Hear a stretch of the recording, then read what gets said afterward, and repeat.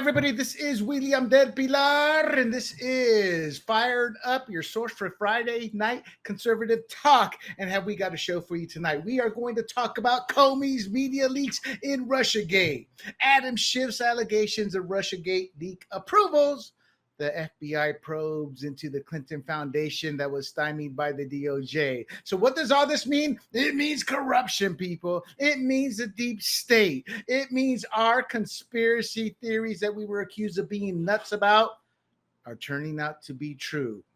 And yet, the New York Times, the mainstream media, maybe they're so deep into it, maybe there's too emotionally attached.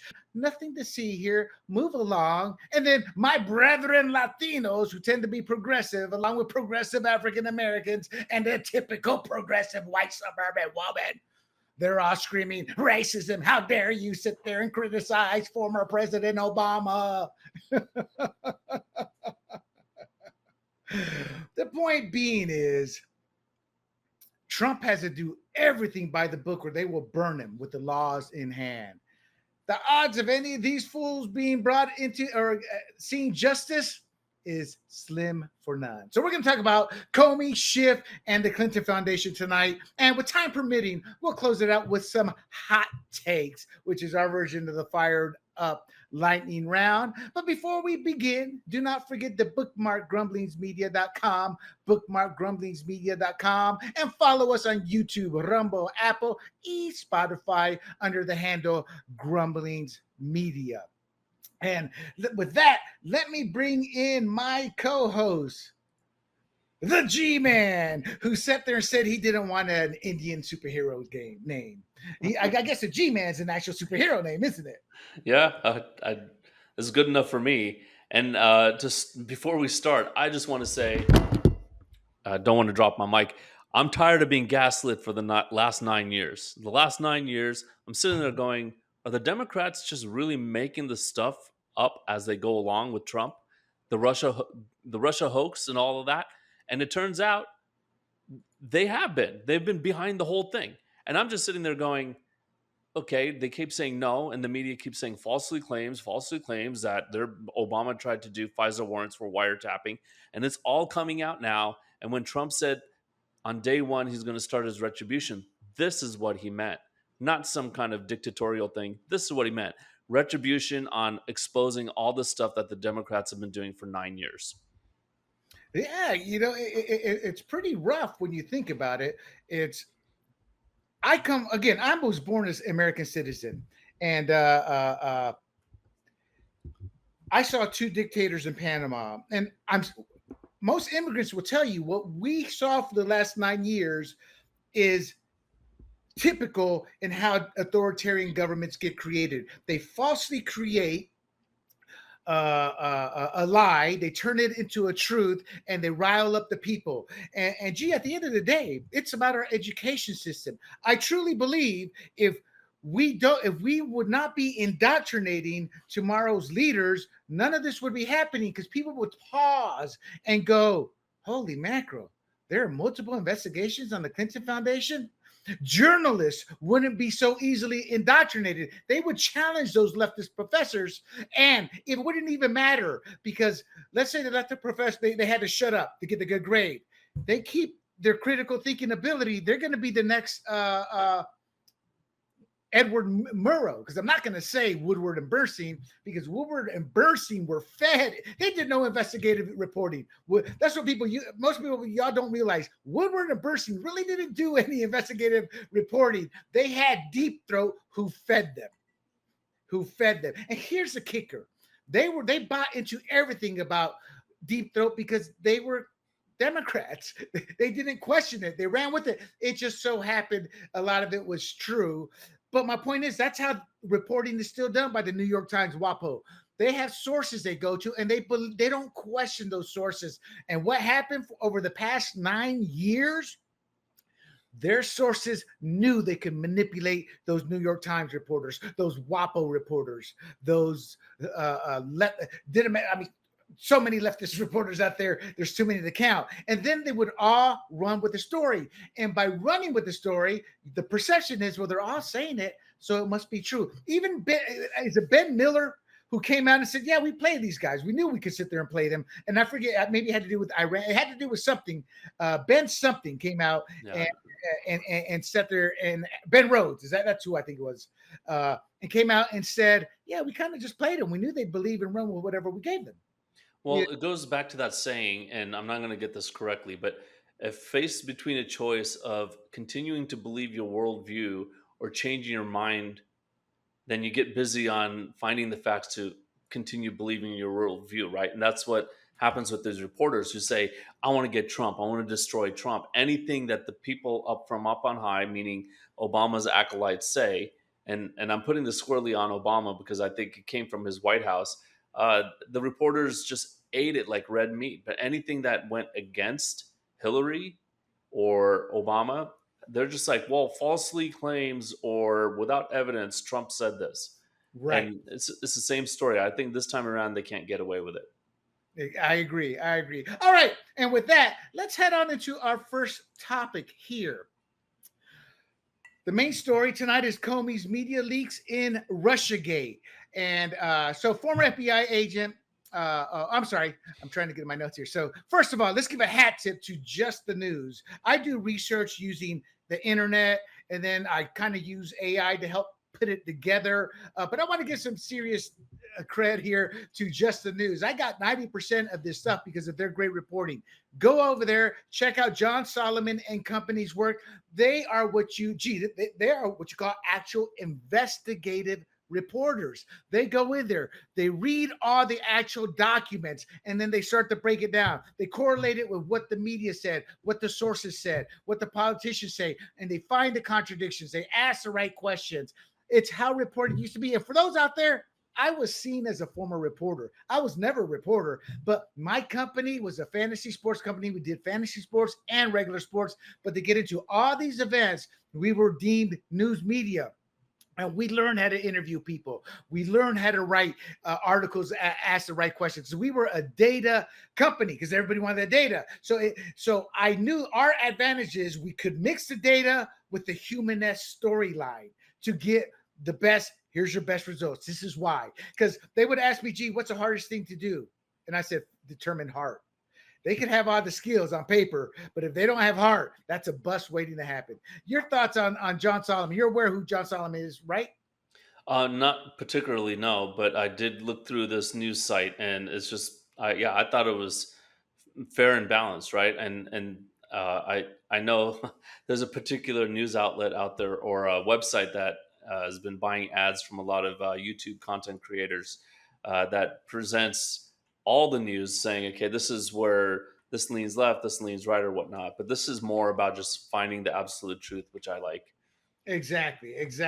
And with that, let's get right into it. So, newly released FBI memos detail former Director James Comey's use of media conduits, aka leaking sensitive information to shape a narrative and using individuals to go to these organizations, specifically the New York Times. And this was during the Russiagate scandal, and it contributed to it didn't really contribute as much as kind of led the way to a fabricated collusion story that targeted President Trump's administration. The point here was to derail his administration. And we forget, but the first derailment that was of massive news and that began the process was Jeff Sessions sidelining himself, which made me so angry. I lost all respect.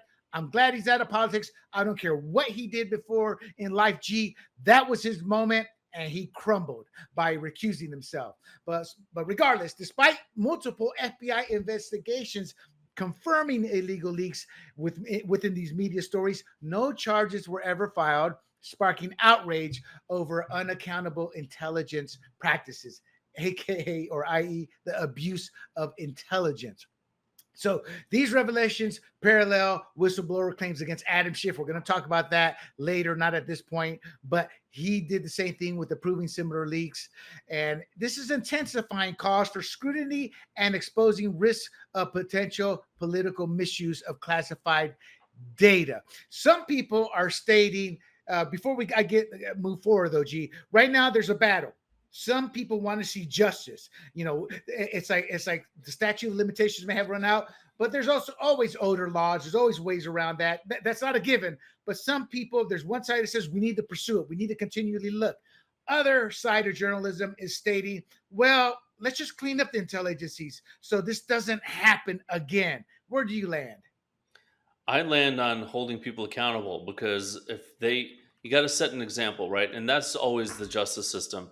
Even if it's a small infraction of something that was broken for the first time, the judge says, "Okay, we're gonna lay down the law on this person to set an example for the future." So, I think I land on we hold people accountable and we clean up the system. But here's the thing: cleaning up the system is just going to get corrupt again. It's just the nature of things. So I hate to be a glasses half empty type of guy, but look, maybe for the next 4 years will be cleaned up. JD Vance wins again. Maybe he'll or wins. He'll probably keep it clean, but eventually it's going to go back to the way it is. I think that's the sad part of it. You think that it's just doomed to repeat itself, huh? Yeah, exactly. All right. So, what are some of the key points then here in regards to this FBI investigation into the leaks and their outcomes? Okay. So, the FBI had an investigation called Arctic Haze. It's one of many that concluded in early September 2021. No charges were going to be filed. And what it did, though, it confirmed that numerous legacy media stories. I'm not going to say every time the multiple, just the New York Times kind of like represents them all.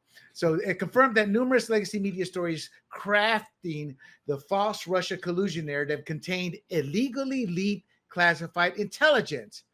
And the leakers were not definitely identified. Again, this was one of many probes. Other probes: Tropic Vortex, Foggy Falls, Riding Hood, Siren's Lure, Echo's Fate, and Genetic Christmas. Well, first of all, G, real quick, I got to say this. There is some ugly creativity. I mean, come on, they could have come up with some better. I mean, this is where Hollywood can come in with some better code names for these investigations. Genetic Christmas? I don't even understand what that is. I Genetic. know. I Does it know. have to do something with immaculate conception?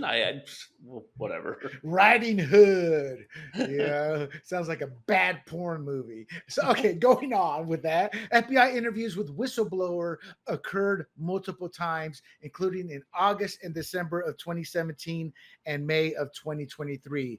And then the DOJ declined prosecution, citing congressional immunity. So what they're saying is, okay, there's something there, but they have congressional immunity. I think that was a convenient cop-out. For the audience out there, congressional immunity is a constitutional protection of speech or debate clause that shields members of Congress or their staff from prosecution for actions taken during official legislative duties, leading the Justice Department to decline prosecution in this case. An easy example is when they're speaking on the floor of the Senate or the House. They can't be sued. Nothing can be done against them. So that's an easy example of how a constitutional protection speech or debate clause works. And that comes from Article 1, Section 6. And that protects members of Congress from legal action for things they say or do during official legislative activities, like when they give a speech, when they're debating or investigations. And that's to ensure they can work without fear of prosecution. So here's an example. And this is very important because this is what they're hiding behind. So an example is a senator questioning a whistleblower in a committee hearing can't be sued or prosecuted for statements made during that hearing, even if they're controversial or defamatory.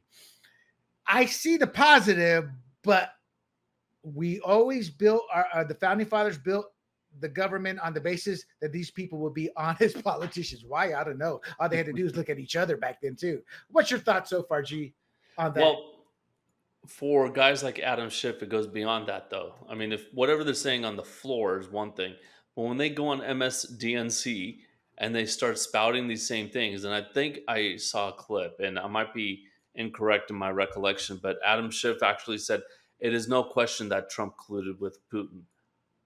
No, that wasn't question. Now, did he know that this is a narrative crafted by Brennan of the CIA, or Obama, and you know through his acolytes saying this?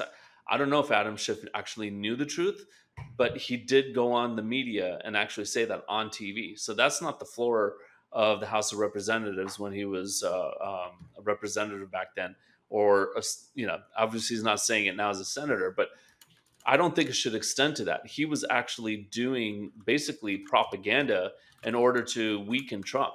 And does the Constitution actually protect him on that?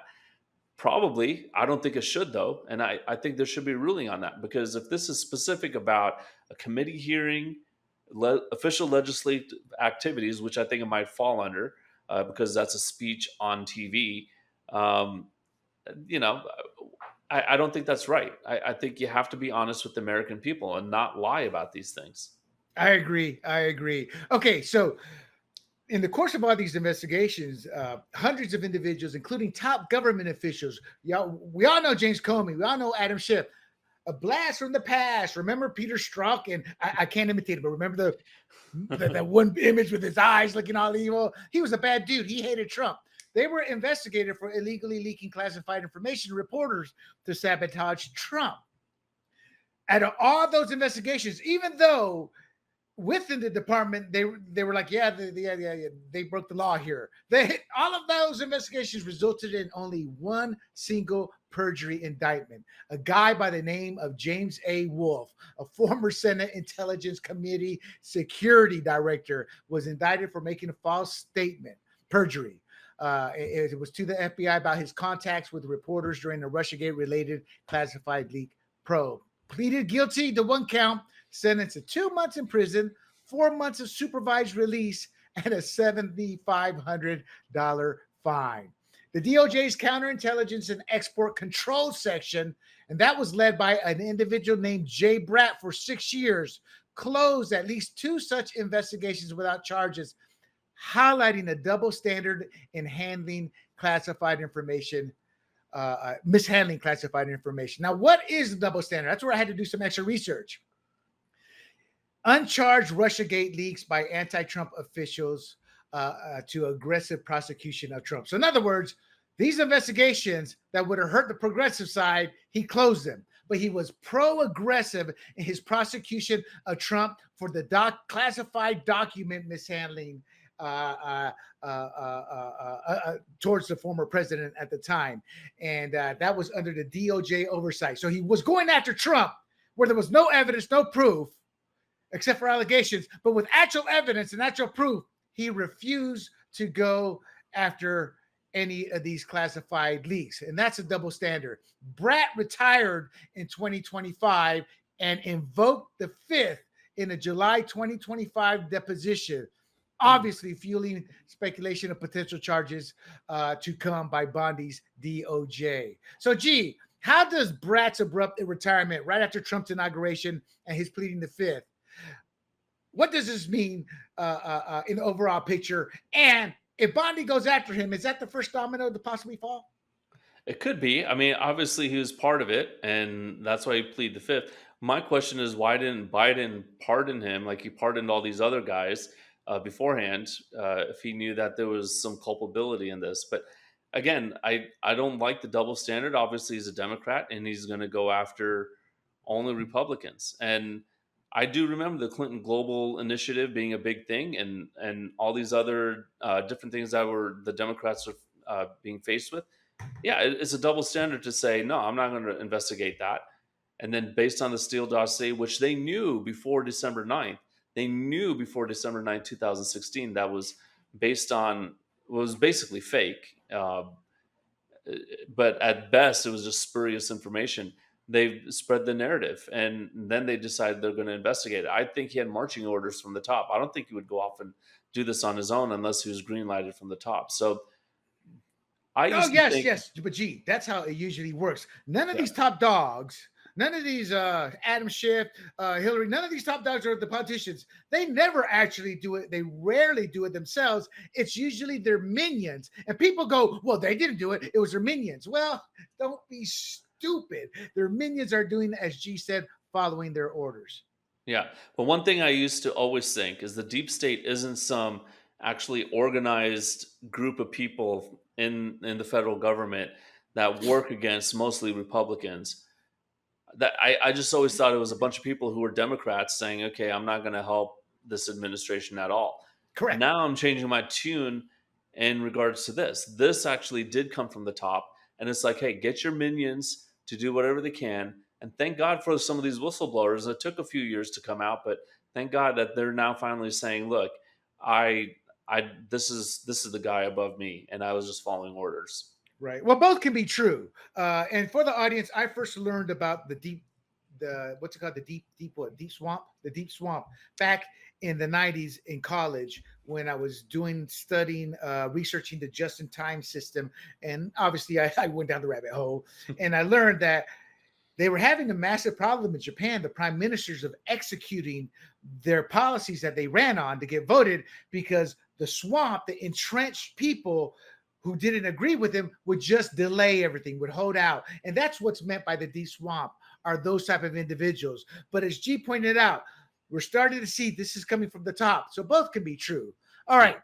Former FBI Director James Comey used Columbia University law professor Daniel Rickman as a media conduit. This isn't new news. Those of us who kind of went down the rabbit hole, we knew this back then when it was happening. But when we brought it up, oh, you're a conspiracy theorist. No, no, no. Oh, James Comey is of the highest standard. Him and Mr. Dementia now. Who's the guy who did the one investigation that looked like an idiot in Congress? Tall guy, Ray? FBI. No, FBI Ray? director. No, before. Mueller. Oh, Mueller, Mueller, yeah. it's like Comey and Mueller, they're untouchable. That's how it was back then. We thought we got two men of impeccable character in Mueller and Comey. And maybe Mueller was, but by the time he did that investigation, dementia was setting in. So he became a useless fool, a buffoon, to be quite frank. And I'm sorry, look, I know dementia. I used to work in that industry, but that's what he became. He became a minion to the swamp. And Comey kind of had that reputation, but after the email scandal, the reality of who and what he was started to come out. Regardless, he used Daniel Rickman as a media conduit. He granted him top secret clearance with sensitive compartmented information access in 2015 as a special government employee, ostensibly for going dark matters, but also, and more importantly for Comey, he wanted somebody who had the clearance he could talk to get the information to go to the press and correct some of the stories that were coming out at the time about Comey that were critical of him and the FBI and to shape the narrative, become very anti-Trump. And when I remember bringing this up, people were telling me, no, you're wrong, William. There's no proof of that. I'm like, I can't remember who broke the story back then, but this is not new, but thank goodness it's coming back to damn Comey as it should. Rickman admitted in FBI interviews to routinely communicating with the New York Times reporter Michael Schmidt to correct stories critical of Comey, the FBI, and to shape future press coverage. He admits that. Well, that was a quote. Correct stories critical of Comey, the FBI, and to shape future press coverage, unquote, outside official channels. But as they always do, but I never leaked anything. I'm an honest guy. I'm a Ivy League credential white man. You got to trust me. I'm a Democrat. Yeah, that's what they always say. Gee, your thoughts? I don't know if this guy is being used as a pawn or whether his ego got the best of him and he's thinking, hey, I can be on TV a lot and talk to reporters. But I just think it's foolhardy to have someone who has secret clearance sometimes, some part of the year. They're not trained or used to being able to hold their lips and mouths shut on classified information. So the fact that Comey did this with him, one, I think he was an unwitting pawn, or maybe he was a willing person to say, hey, do you want to get Trump? I've got the job for you. But two, Comey, this guy is all sorts of wicked. I mean, okay, so remember right before the election, I want to say it was a week before the election, he comes out with, hey, we're going to investigate Hillary for her emails. And Hillary says that's why she lost the election. I don't think that was true. I think the polling was off. But I sat there and I wondered why he would do that. And then the next day, I believe it was, he actually came out, or 2 days later, saying, "Oh, never mind, everything's good." I I think he did that to look like he was being a fair and impartial person. I don't know what motivated him to do that the week before the election, but I mean, now that I'm reading more about this, it's like, okay, this guy is all sorts of wicked, right? I mean, he moment Trump gets in, what is it? I think it was a week before Trump was sworn in, or the week after, but he said, "Yeah, we're going to investigate this Russia thing." I, I Oh, think he yes, had it yes, out yes. for Trump. He did an interview and he already knew Russia was bogus. He knew from day one. And when they That's right. asked him, well, what about the Russia thing? I don't know.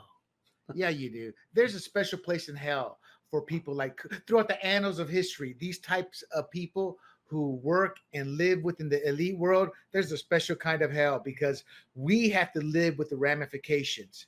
And he is okay with an authoritarian government in what Obama did there at the end, as well as what Biden did. He's okay with that. And then plain dumb. See, also, people, how stupid does Comey think we are?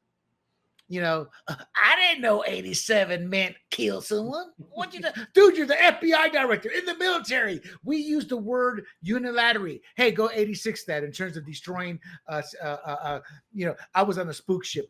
No, that's not a racist term. A spook ship is an intelligence gathering ship, people. And we always have the burning. Hey, we got to go 86 as material. Get the burn bags and all that. Or damn, they just 86 that guy. It was used interchangeably. So Comey's just flat out lying, but he thinks we're so stupid, we'll believe it. And sadly, because of the education system having been taken over by progressives and people are indoctrinated, they believe it. Sorry, ass. Now, here's the thing about the going dark, giving the security clearance.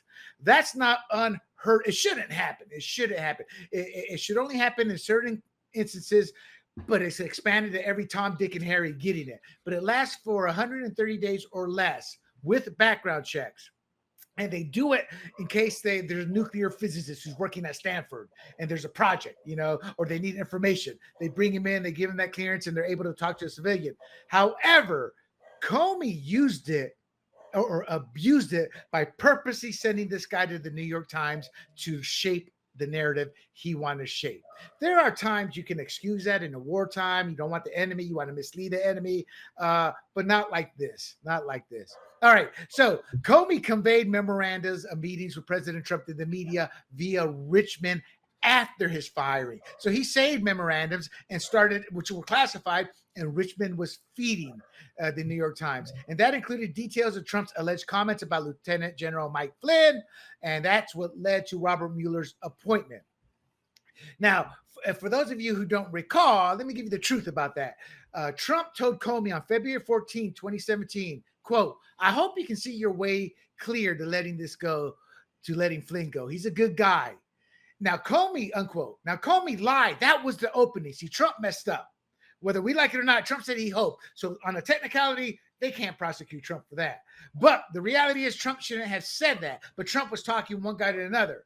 Say, hey, I hope you can let him go. And Comey used that, and that's what got us the dementia-riddled Mueller investigation. And I say that meanly, sarcastically, because that Mueller report was a disgusting excuse of a final report. They tried to walk that fine line so people could, so their side could go, see, the Mueller report doesn't say this, or is kind of like assuming this, when the reality is there was nothing there. Had an impartial person done that report, the truth would have come out. But somebody who was clearly in the beginning symptoms, and he wasn't in the beginning symptoms, because in the beginning symptoms of dementia, you still have your faculties. You just forget a few things. When we saw him at Congress, he was already at a point where he could no longer be on his own. He needed help to get around.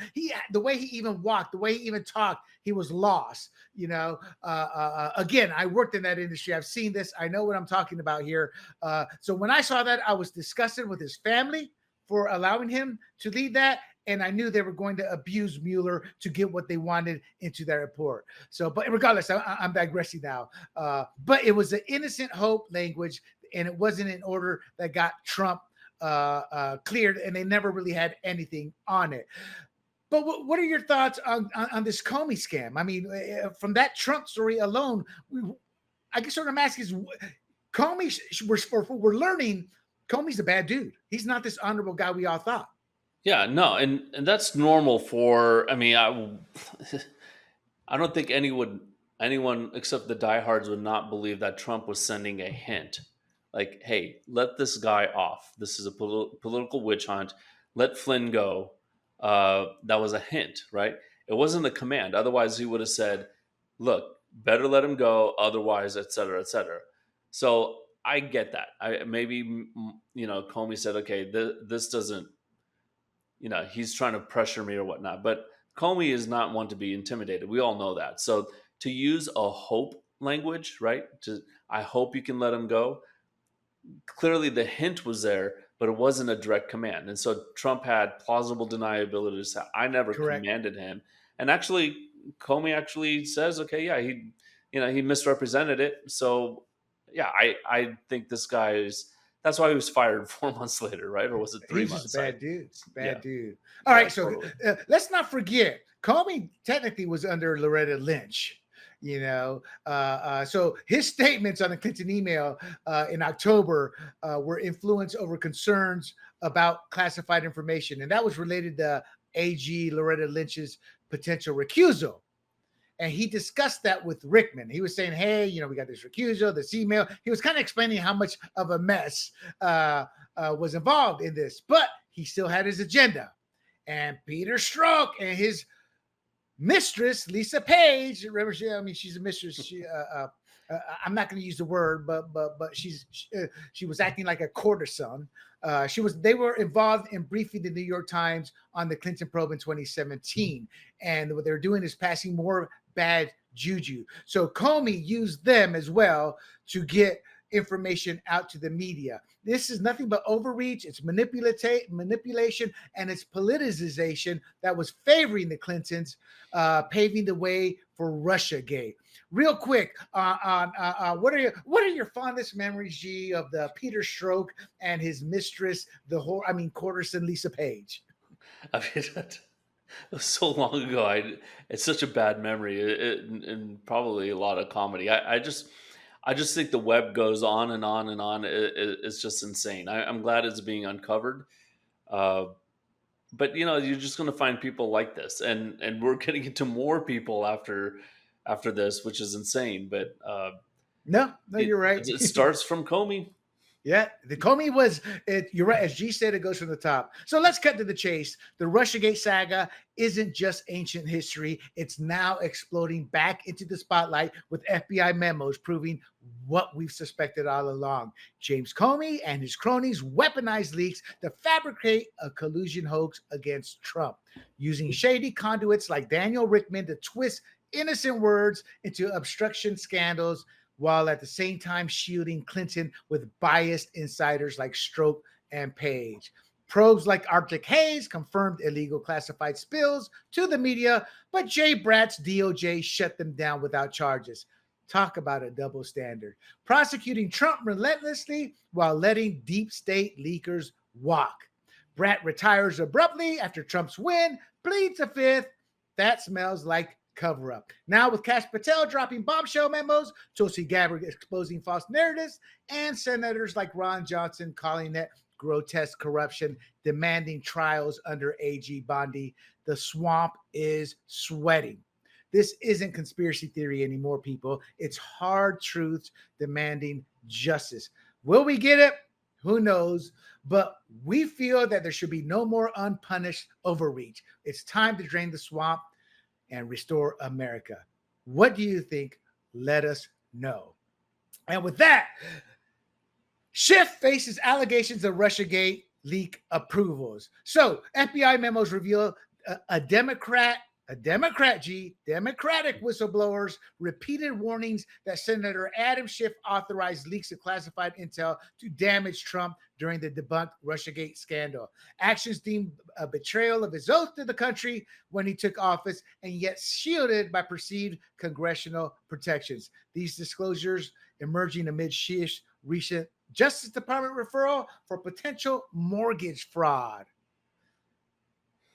Regardless, the allegations trigger urgent cause for investigation, whether the statute of limitations have passed or not. The whole key here is to expose deep-seated vulnerabilities in handling sensitive information for partisan gain. Some of the key points, G. A career intel officer who worked for the Democrats on the House Intelligence Committee for over a decade, described himself as a friend to both Adam Schiff and Devin Nunes, began warning the FBI in August of 2016 about changes in the committee's work environment. And that intensified after Trump's election win and continued through 2023 that Schiff approved leaking classified information derogatory to Trump. That is, keeps pushing it even as late as 2023 because he still saw Schiff's old leaks as a serious betrayal of trust and security. Sounds like a patriot, and he wants someone to hold him accountable. And it's timed with the Durham report coming out in May of 2023. That's why he started pushing it again. And with that slammed FBI's Russiagate handling, and that gave him a fresh chance to revisit and dig deeper to the scandal's loose ends by trying to warn them. Your thoughts on the fact it wasn't a Republican, and what does this mean for the legitimacy of what he's saying? Yeah, I mean, for some reason in our politics, and it's a sad state of affairs, and it's on both sides. If the Democrat does something that's Republican or Republican friendly, like JFK with the tax cuts, or a Republican basically increases taxes somehow, it's viewed as, okay, that's bipartisan, right? And so this actually does give it more credibility that he's actually going against the party that he identifies with, and it might throw some of them under the bus. I mean, Adam Schiff, will he be impeached from his office of Senate? Could be. I mean, who knows? I don't know. That's kind of difficult. But regardless, though, the whistleblower did attend a February 13, 2017 HPSCI staff meeting, and that's where he says Schiff allegedly authorized leaks to indict Trump. Schiff believed he was protected by the Constitution's speech and debate clause that I reviewed earlier in the show.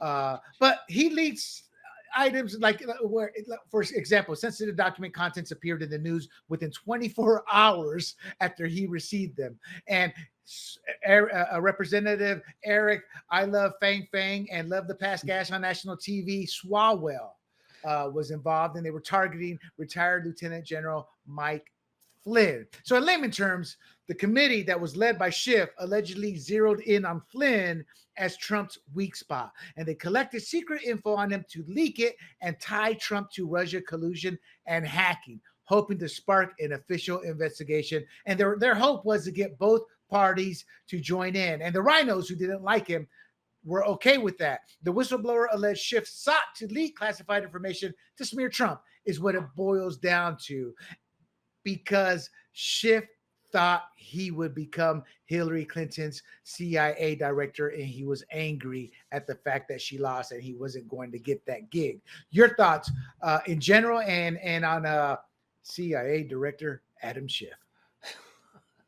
Real quick, guys. For those out there, we got our classic Grumblings coffee mug. I like the black better there, G, than my white one there. Oh my God, am I being racist? so scan it, guys, and head on over there. Part of I think if you say it that way, it's not racist. No, that's right. That's right. I mean, Adam Schiff, he's out for himself, right? I mean, he took over Kamala's spot here in California. I just think that he was playing all these games in order to win at any cost for Hillary, right? So that he gets, and that actually raises the question to me as I'm saying that in mid-sentence, Hillary must have known about this. I mean, there must have been some kind of marching order to say, go ahead and do this. Let's try to deep six Trump, or 86 Trump, as Comey thinks is just an innocent phrase. It makes me wonder if Hillary was also included on Adam Schiff's plans. I mean, I'm starting to think she is. Yeah, could be. Who knows? Hillary will make a deal with anybody to move forward just a few inches. I mean, word on the street, that's all Bill's got, but that's another story. I crack myself up. I do. All right. So I this don't was think some. she's moved aboard at many years. So the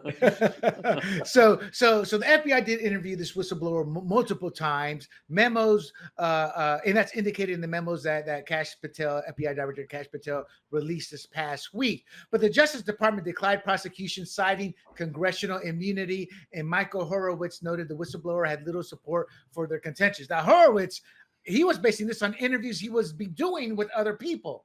So I don't even believe Horowitz. These investigations, I'm starting to realize, G, they're very limited in scope and what these guys actually dig up. You know, because all the stuff we're finding out, these investigators should have been able to find out themselves, but they never had access to this work. So I look at the fact that if what he said, if they can corroborate how true it is, we got a serious issue here. However, the alleged leaks fall outside the statute of limitations for most legal theories. Schiff is obviously denying it. He's labeling it as a smear by Kash Patel to distract from political issues like plummeting poll numbers, which Trump's numbers are the best any Republican has had at this point in time, and the Epstein files scandal. Quick digression here, because we've been covering the Epstein files. Epstein's story is collapsing. Our favorite analyst, who happens to be at CNN, Harry Enton, reported on August 11th an 89% drop in Epstein Google searches over 3 weeks, as we predicted would happen. It's no longer a top Trump-linked term, with only one CNN survey respondent naming it the top issue. I think that was probably Jasmine Crockett as a guest, calling it a nothing burger. Schiff's distraction claim. Real quick, G, before we go on, your thoughts on the whistleblower and the fact that Horowitz said it wasn't very good info, but that's different from the DOJ stating Schiff is protected with congressional immunity. And your quick comment on Epstein before we close this one out. Yeah, I mean, I have a quick comment on Harry Enton, the guy at CNN. I mean, if he has more energy than Richard Simmons, I mean, if you imitate what he does, you'll lose like 5 pounds over a month. No, I think the Epstein thing, that was a MAGA driven thing. And I think Yes. more and more as Trump supporters see what's going on and what has gone on with Brennan and Comey and Schiff, I think they're disgusted. Hillary Clinton. And it's like, okay, Epstein is small potatoes. And besides, if there was anything on Trump with Epstein, that would have come out during the Biden years. So we all kind of know that. So Right, yeah, right. it doesn't surprise me that collapsed that quickly. And I think Schiff of course he's going to deny. What's he going to say? Oh yeah, I did that because I wanted to destroy Trump's chance at making any effective change in the government, which in term one he did. And it was looked fondly upon in 2024 that America reelected him again. That's true. That's true. So you already said the DOJ should continue pursuit of this earlier in the show, that because there has to be justice, and I agree with that. It's like a bully. If a bully hits you, people who sit there say, "Well, we need to stand higher ground." Well, that bully's going to keep hitting you until you hit him back. Right. And once you hit him back, then they'll stop. And I agree with G using that analogy. We need to find something here, if there is something to find. So in other words, we need to keep digging. So real quick though, G, I think where they're going to get him on is the potential mortgage fraud, because he stands to go to prison for at least for a maximum of 30 years and $1 million fine per count. And the DOJ is where that would fall under. And Ed Martin, who Democrats loathe, is the individual overseeing that case. Your thoughts on the panelists before we close this segment out? Yeah, I mean, we got Al Capone on tax evasion, right? Not on all the murders and theft and bootlegging and all that. We got him on what we could get him on. And this is basically what Adam Schiff is going to face. If he's guilty of this, then yes, he should go to prison, and that will open up his Senate seat for another crazy Democrat to take it. Yeah. So I'm all for that, as long as he actually did something that's crime worthy. I mean, if he did a simple clerical mistake, then let's not do No, what no. You punch him back. Back. And there is no clerical mistake. I've read the research on that. He purposely did that to save money. All right. So this bombshell on Adam Schiff with FBI memos from a Democratic whistleblower, a longtime insider and friend to Schiff himself, exposes alleged authorizations of classified leaks to smear Trump during Russiagate. There's no doubt about that in my mind, at least. This is a betrayal of oath, unethical, illegal, even treasonous in spirit, because it's not treasonous from a legal perspective, but in all the while hiding behind congressional shields. Adam Schiff is, that is. So from that 2017 staff meeting, greenlighting leaks on Flynn to tie Trump to Russia collusion, aiming for a 9/11 style inquiry, which is kind of what happened, to suspicions on Fang Fang's girl. I kind of just wrote that in myself. Eric Sauer. But the point is, he was benching that 135 pretty well. So yeah. You know what? He's probably passing gas. He's benching it a little extra oomph. Yeah.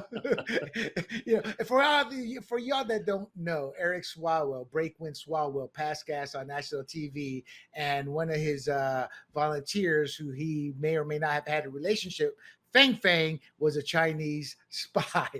But regardless, weaponized DOJ shut it down, citing immunity in terms of the investigations against these classified leaks and stating weak support, and now statutes have expired. Schiff may deny it as a Patel smear, blaming distractions like the collapsing Epstein story. Yet with White House calling it a bombshell, U.S. Senator Marshall demanding probes, Patel promising accountability, and Schiff's mortgage fraud referral risking up to 30 years, plus a Steele dossier pushes laptop lies, and Biden pardon scrutinies intensifying. This isn't a conspiracy theory. Once again, it's truth emerging. It's time for justice. No more unchecked power plays. What say you, people? Let us know. All right, G, let's go to our final topic before we go over too much on the show here. And that is the Clinton Foundation probe. So, declassified FBI memos and timelines show that persistent political obstruction from Obama-era DOJ officials in investigations into potential pay-to-play corruption at the Clinton Foundation during Hillary Clinton's tenure as Secretary of State. Career agents in multiple field offices faced shutdown orders and restrictions. That is, there were different investigations, non-related to one another, popping up, and they were all shut down. And these revelations heighten concerns over selective enforcement and expose how high-level directives halted scrutiny of an influential figure in Hillary Clinton amid the 2016 election cycle. Now, these investigations, G, began in 2015 before the 2016 election cycle, and it focused on pay-to-play schemes where foreign governments offered contributions for favorable treatment during Hillary Clinton's time as Secretary of State. And this stuff did make the news, but we were accused of being conspiracy theorists. A lot of this stuff came from Peter Schweizer's book, Clinton Cash. And in the fall, an unnamed investigator discussed with DOJ's public integrity section and an assistant U.S. attorney intending to predicate an investigation. In other words, they were talking, we got to investigate this. Now, the investigations, G, were at the New York field offices in 2016, January 2016, Little Rock field office, and later in a week or two later in 2016, the Washington field office in January, at the very end of January 2016, and the Los Angeles field office in 2016 as well. They all opened preliminary investigations. Real quick, G, your thoughts on all of those? Where there's smoke, there's fire. I'm like, you get that many investigations, there's something burning there. Perhaps, or maybe you could look at it another way. Maybe they're opened, designed to be closed, decided there's nothing to see here in time for the election, right? So it's not an election issue. Remember, at the time, Trump was ahead in the polls, and they're thinking, "Oh, this is going to be an easy win." So let's get this Clinton Global Initiative (CGI) thing out of the way, and let's have an easy path to victory. I'm more inclined to think that way because remember, a lot of these people in the FBI, a lot of them are Democrats. True, but there's a lot of field. See, this is where I'll push back. There are good agents, there are good field agents. And the reason I'm pushing back is because they were moving forward until FBI Deputy Director Andrew McCabe, who hates Trump. He's another guy who's going to go, damn, why is it so warm here when he meets his maker? He sat there and said, there will be nothing done to move forward without my explicit permission. So he purposely stopped it. Sally Yates also stopped it. McCabe was the FBI. Sally Yates was then Deputy Attorney General. So she was in charge of DOJ, the second in command. And she explicitly told the staff in that district, DC, I want to say, oh, I'm sorry, the District of Arkansas, to cease further investigations. And then the Southern District of New York stated there was no support for the investigation, and they stopped it. And it just went over straight on down. So I think this came from top. I think honest agents saw this, started to open it, and they immediately shut it down from on top. As you said earlier, your thoughts? Yeah, I mean, then if that's the case, yeah, I think maybe they were on. I mean, I do believe there are honest agents in the FBI, and maybe they're the ones who initiated this. And of course, then there's going to be panic at the top. Now, what's interesting is like what you brought up. All these investigations, or at least three of them, came up within a week of each other. So there must have been some discussion going on. Okay, so one within a week of each other, and then another one within 2 days. So yeah, I think that there was panic at the top. Maybe they're saying this is not a good idea uh, going into the election season. So Right. And maybe Christian, there's some FBI agents who don't like Hillary Clinton, and maybe that's what it no, was. I agree. I mean, they're probably both sides are in the minority, though. I would say that. But Yeah, Christopher Wray testified in August 2022 that the Clinton Foundation investigations were closed in 2021, noting they were declined for prosecution, but never stating why. And then there's also AG Loretta Lynch, but per some reports, may have exerted overall pressure on the FBI to end the Clinton Foundation. Your thoughts on those two individuals? yeah. I mean, I think I think they were total Hillary Clinton acolytes, and I think that that's exactly what happened. I mean, Do you I so don't so have so any. so so you think this was a coordinated fix, a clear abuse of power with no fear of backlash or repercussions from the top? No, What I if mean, they feel they could do anything they want without any repercussions, so they shut it well, down? okay, yeah. I mean, look at it. Trump gets into office, right? And then they're still operating in such a manner, right? 'Cause especially Comey, that okay, we can do whatever, and the guy's in office and he can't do anything to us. Well, he did fire Comey, but there was a brazen sense of what do you call it? When you're too bold, right? And you just have foolhardiness, right? But I think at the time, I mean, think of most Republicans. Even Paul Ryan came out in October of 2016 saying it's time for Trump to set aside, and we all just kind of assumed Hillary was going to become president, especially after the Billy Bush tape. But even in January, I don't think Trump had sewed up the nomination at that point in January, February, but it looked like he was going to. And I wasn't confident Trump was going to win. I thought Marco Rubio or Ted Cruz had a way better shot, and Trump would just lead us into a third term of Obama. It would just he would be white and female. Yeah, So yeah, yeah, I think you're right. They were very brazen, and they thought they could get away with it. I agree. And it's coming out now, but the statute of limitations is typically 5 years for federal obstruction, so they're all going to get away with it. And by shutting this down, one of the go-tos for Democrats, where's the evidence? Where's the evidence? I know my partner Big John's always, where's the evidence? Where's the evidence? Well, when investigations get shut down or information gets classified and hidden for 5 years, there's never any evidence to be found, so that really hurts us out. Final comments on this, G, before we close this segment and the show out. I thought you were going to ask a question. Sorry. Here's the thing. If you think of the Clinton Global Initiative, right? What happened right after she lost the election? The donations dried up. So if people thought that this was going for something good, like a nonprofit donation type of thing, they realized it wasn't, right? Just Otherwise, why would they ask stop the donating? Haitians. Ask the Haitians. Exactly. They knew it wasn't going for that. They were looking for power and influence, right? Wait, So they're wait. giving to that. And when Hillary has none to give, it's like, well, why am I giving? They Oh, all yes, knew G. it Real wasn't going quick. to the Haitians. Yeah, well, real quick, I think it was like, I'm trying to remember from way back then, but like after she lost elections, donations dropped by like 75, 80, 90%. Yeah, that's what I'm referring to. People donated to get political favors in return. That's all it was, right? Yep. And I'm surprised that 10% still continued giving, or maybe they all continued giving, but 10% as much. So Yeah. I just know everyone knew it was a scam, and it's for them to say, "Oh, nothing to see here. Let's just move on." I mean, those people in charge were a scam too. I agree. I agree. So, revelations of shutdown orders and restrictions underscore unaddressed disparities in investigative rigor, demanding renewed oversight to prevent future obstructions in high stakes probes. So, in essence, what they're saying is we got to review this to make sure this doesn't happen again.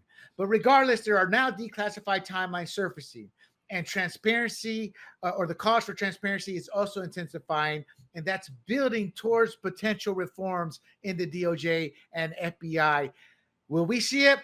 I'm with G. We may early on, but it'll eventually go away as people usurp power. But regardless, the Clinton Foundation scandal screams deep state cover up. The FBI probes into pay to play corruption kickstarted in 2015 with Clinton cash allegations of foreign cash for State Department favors that opened across 4 field offices in 2016, only to be systematically shut down by Obama DOJ brass like Sally Yates ordering, quote, shut it down, unquote, and Andrew McKay blocking steps with no explanation given.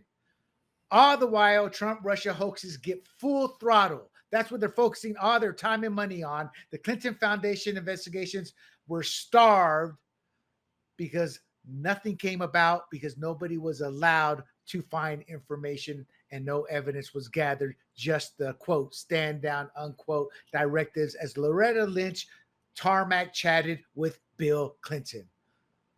And I believe she was not filling him on the email scandal, but the Clinton Foundation scandals. Peter Strzok prioritized anti-Trump witch hunts over Clinton emails, and Christopher Wray quietly closed it all in 2021. But now Patel's declassifying memos, Durham is exposed, or declassifying memos, Durham exposing flow of benefit schemes. So what that means, these memos are showing us what was happening. And Chuck Grassley and Rick Crawford, both U.S. senators, are demanding untapped emails and sealed annexes. There's little discs. There's little plugins full of what do they call those? G little you put them in your computer in USB thumb drives. Yes, thank you. Duh. There's that's what they're asking to see now, because they do have those. So while we likely won't get prosecutions, but can the GOP turn this into midterm gold? The message being, quote, this ain't insufficient evidence, unquote. The point being to show the sabotage against the American people and use that as a weapon to get Republicans elected to clean house. So let's hope we can prosecute some of these fixers. Let's hope we can drain the swamp, and we must never stop demanding justices. Let us know your thoughts. And G, before we go here is ¿Quién es más macho? Trump es más macho. You got to translate that because I'm not Spanish. Who's more macho? Trump's more macho. I mean, Trump, unlike the Chicago mayor who says Trump fears black men's strength, I'm like, you got nothing if that's what you're saying about your city and defending it. The fact that it's crime ridden and more black Americans are dying there every week than any other city in America is beyond reproach to say something like that. But yeah, Trump's pretty much what you call an alpha male. And with that, my friends, we're going to close the show out. Look for a hot takes clip later this week where we're going to be discussing some topics. But before I go, do not forget to bookmark grumblingsmedia.com. Grumblingsmedia.com. Follow us on YouTube, Rumble, Apple, Spotify, y Pandora under the handle Grumblings Media. For myself and the G-Man, I am William Del Pilar. This has been Fired Up, your source for conservative talk. And until next week, stay safe, my friends. Stay safe. Hey everybody, this is Big John from Grumblings Media, and I just want to say thank you for watching our content. If you want to support our efforts here at Grumblings Media, just smash the subscribe button right here, totally free, or just go ahead and consume more of our great content. Click either one of these 2 boxes.